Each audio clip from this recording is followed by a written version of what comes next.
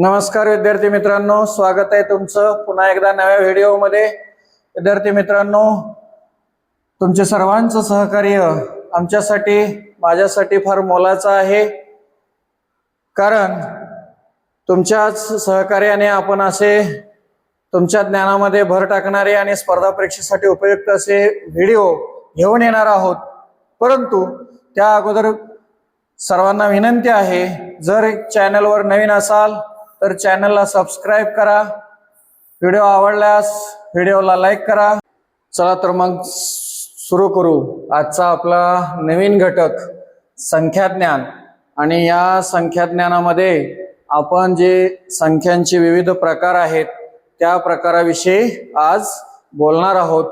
विद्यार्थी मित्रांनो, हे जे संख्याज्ञान आहे आणि त्यामधील मग नैसर्गिक संख्या असेल, पूर्ण संख्या असेल, पूर्णांक संख्या असेल, परिमेय संख्या असेल, अपरिमेय संख्या असेल किंवा वास्तव संख्या असेल, तर नक्कीच या संख्याज्ञानावर किंवा या संख्यांच्या प्रकारावर नक्कीच स्पर्धा परीक्षेमध्ये प्रश्न असतो।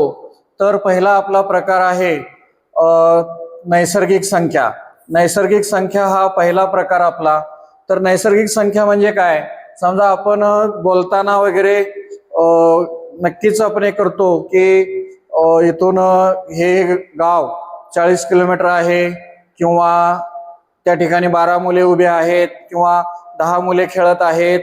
हे जे आपण 10, 12 किंवा ह्या ज्या संख्या वापरतो ह्या कशासाठी वापरल्या? तर मुले खेळत आहेत म्हणजे ती मुलांची संख्या मोजण्यासाठी मी हे संख्या वापरल्या। तर नैसर्गिक संख्या ह्या सुद्धा त्याच आहेत। नैसर्गिक संख्या म्हणजे काय बघा, त्याला आपण ह्या नैसर्गिक संख्यांना n या कॅपिटल अक्षराने दर्शवितो। n म्हणजेच नैसर्गिक संख्या आणि n म्हणजेच नॅचरल नंबर्स। तर बघा त्याचे डेफिनेशन काय आहे, व्याख्या: मोजणीसाठी वापरल्या जाणाऱ्या संख्या नैसर्गिक संख्या असतात किंवा मोजणीसाठी वापरल्या जाणाऱ्या संख्यांना नैसर्गिक संख्या किंवा या ठिकाणी मोज संख्या असेही आपण म्हणू शकतो। ह्यांनाच मोज संख्या सुद्धा म्हटलं जातं। या संख्या कोणत्या संख्येपासून सुरू होतात? तर ह्या संख्या नैसर्गिक संख्या ह्या 1, 2, 3, 4, 5, 6 ते असं डॉट डॉट म्हणजेच अनंत आहेत। ह्या नैसर्गिक संख्या इथून पुढे अनंत आहेत म्हणजे भरपूर आहेत। मग सर्वात लहान नैसर्गिक संख्या कोणती? तर सर्वात लहान नैसर्गिक संख्या ही 1 आहे। आणि सर्वात मोठी नैसर्गिक संख्या कोणती? पुढे अनंत संख्या आहेत, असंख्य संख्या आहेत, त्यामुळे सर्वात मोठी नैसर्गिक संख्या आपल्याला सांगता येणार नाही। तर ज्या संख्या मोजण्यासाठी, वस्तू मोजण्यासाठी ज्या संख्यांचा उपयोग होतो त्यांना आपण नैसर्गिक संख्या म्हणतो, त्यांनाच आपण मोज संख्या असे म्हणतो। आपला पुढचा संख्येचा प्रकार आहे पूर्ण संख्या। पूर्ण संख्या दुसरा प्रकार आपला पूर्ण संख्या। त्याच संख्यांना आपण इंग्लिशमध्ये होल नंबर्स म्हणतो। आणि ह्या पूर्ण संख्यांना W या कॅपिटल लेटरने दर्शविले जाते। W या कॅपिटल लेटरने दर्शविले जाते। विद्यार्थी मित्रांनो, नैसर्गिक संख्या आपल्याला माहित आहेत, 1 पासून सुरुवात होते, 1, 2, 3, 4 असं पुढं अनंत संख्या आहेत। परंतु नैसर्गिक संख्या आणि पूर्ण संख्यांमध्ये काय फरक आहे मग? तर बघा त्याची व्याख्या काय आहे। 0 पासून सुरू होणाऱ्या आणि अनंत पर्यंत जाणाऱ्या संख्यांना पूर्ण संख्या म्हणतात। या संख्यांमध्ये 0 समाविष्ट आहे। म्हणजे काय? नैसर्गिक संख्या व आता या ठिकाणी बघा, ह्या सर्व नैसर्गिक संख्या आहेत। 1 पासून सुरुवात झाली, पुढे अनंत। नैसर्गिक संख्या व त्यामध्ये 0, हा 0 म्हणजेच पूर्ण संख्या। म्हणजेच काय? तर सर्वात लहान पूर्ण संख्या कोणती मग? 0। आणि सर्वात मोठी पूर्ण संख्या कोणती? तर तसं काही आपल्याला सांगता येणार नाही, कारण पुढे असंख्य संख्या असतात। मग ह्या ज्या हे नैसर्गिक संख्या आहेत, 1 पासून पुढं नैसर्गिक संख्या आहेत। म्हणजेच ह्या पूर्ण संख्यामध्ये सर्वच्या सर्व नैसर्गिक संख्या येतात। ह्याची जर आपण वेन आकृती काढली तर या ठिकाणी बघा हा जे छोटासा आकृती आहे ही आपण n मानली म्हणजेच नॅचरल नंबर मानलं आणि हे जर काढलं तर हे या ठिकाणी आपण ह्याला होल नंबर्स मानलं तर असं आपल्याला म्हणता येईल सर्व नैसर्गिक संख्या ह्या पूर्ण संख्या असतात.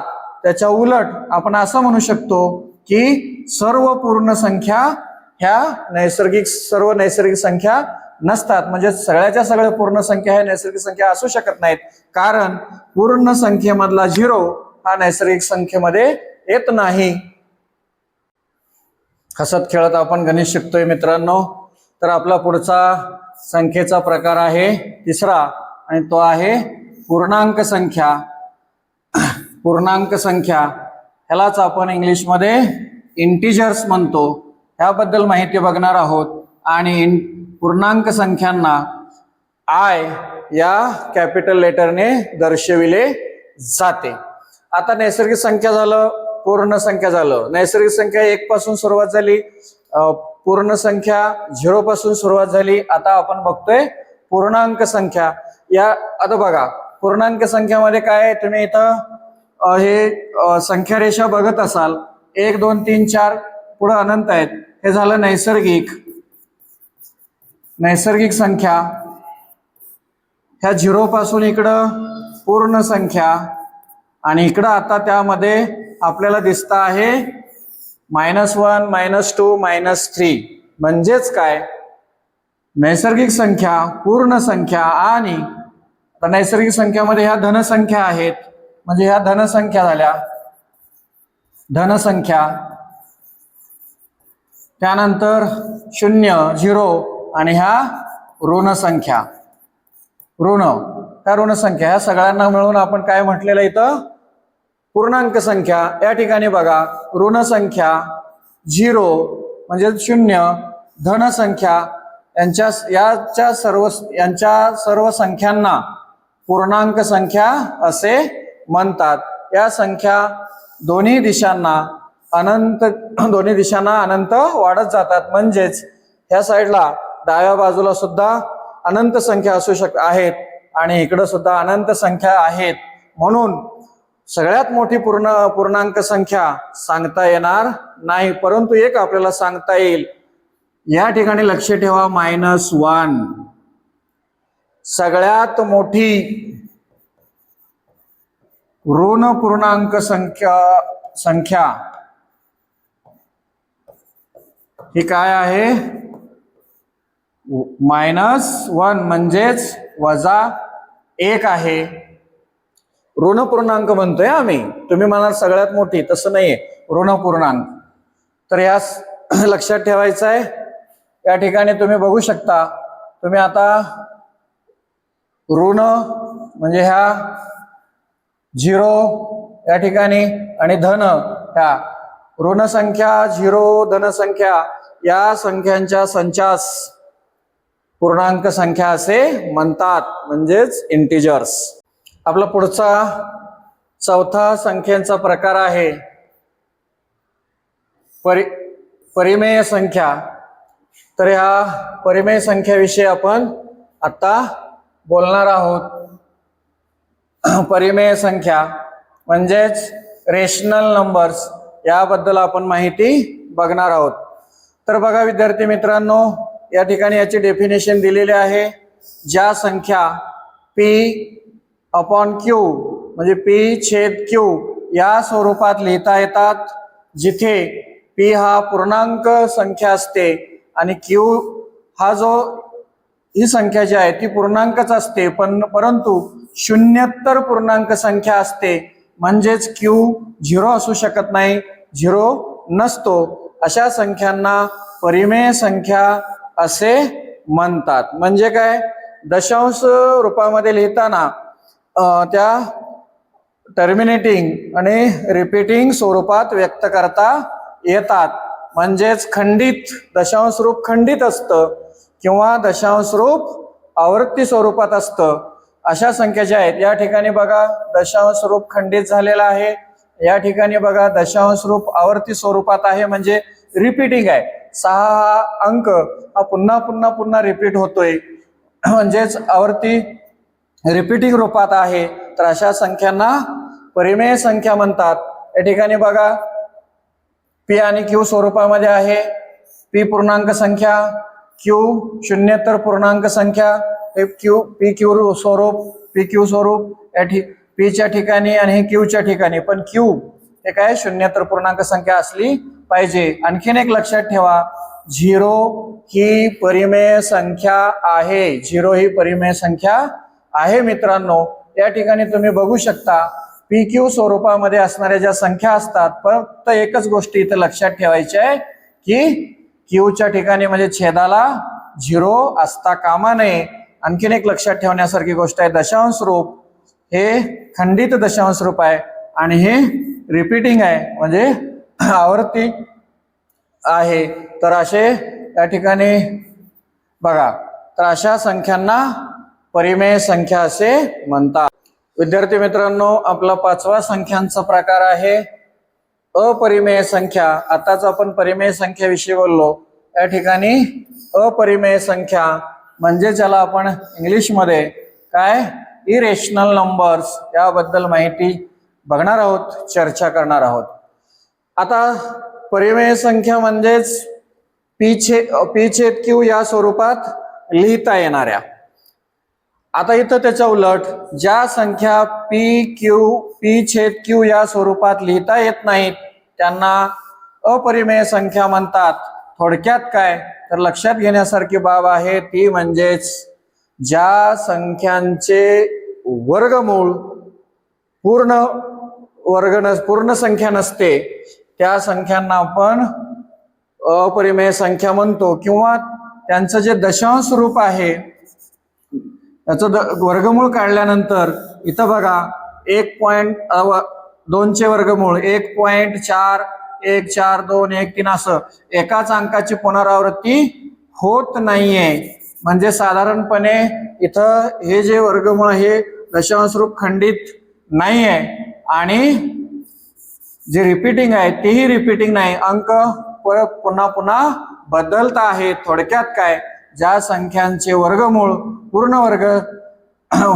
पूर्ण संख्या नसते त्या संख्यांना ह्या सगळ्या काय आहेत, अपरिमेय संख्या आहेत. आजचा आपला शेवटचा संख्येचा प्रकार आहे, संख्यांचा प्रकार तो म्हणजेच वास्तव संख्या. आणि वास्तव संख्या याविषयी आपण या ठिकाणी आपण आता माहिती बघणार आहोत. तर चला वास्तव संख्यांविषयी आपण चर्चा करू. विद्यार्थी मित्रांनो, या ठिकाणी बघा वास्तव संख्या आणि यालाच इंग्लिशमध्ये आपण रिअल नंबर म्हणतो. याच रिअल नंबर विषयी आपण आता इन्फॉर्मेशन घेऊया. तर बघा, सर्व परिमेय संख्या, सर्व अपरिमेय संख्या यांच्या एकत्रित संचाला वास्तव संख्या असे म्हणतात. आणखीन एक तुम्हाला सांगायचं मित्रांनो, ज्या परिमेय संख्या असतात त्यामध्ये ऋण संख्या असतात, 0 असतो, धन असतात. याचाच अर्थ त्या पूर्णांक संख्या असतात, पूर्णांकामध्ये पूर्ण संख्या असतात, पूर्णमध्ये नॅचरल असतात. सर्व परिमेय संख्या म्हणजेच सर्व नैसर्गिक, सर्व पूर्ण, सर्व पूर्णांक म्हणजेच परिमेय संख्या.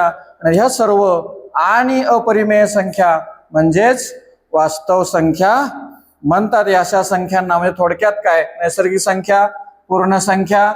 बघा इथून आपण या ठिकाणी आता हे काय आहे, ह्या अपरिमेय आहे थोडक्यात. इथं मात्र जे काय म्हणतो आपण त्याला पूर्णांक संख्या आहेत. 0 ही पूर्ण संख्येमध्ये सुद्धा येते, पाय अपरिमेय मध्ये येते, हे नैसर्गिक मध्ये येते. म्हणजे नैसर्गिक संख्या, पूर्ण संख्या, पूर्णांक संख्या आणि अपरिमेय संख्या या सगळ्यांना मिळून या ठिकाणी वास्तव संख्या म्हणतात किंवा त्या सर्व संख्या ह्या वास्तव संख्या असतात. तर विद्यार्थी मित्रांनो, आपण आत्ताच संख्यांचे प्रकार पाहिले. आता वेन आकृतीच्या साहाय्याने आपण त्याविषयी थोडंसं चर्चा करूया. या ठिकाणी तुम्ही बघू शकता हे जे आकृती काढलेली आहे वर्तुळासारखी, थोडक्यात वर्तुळ समजा हे आहे नॅचरल नंबर्स.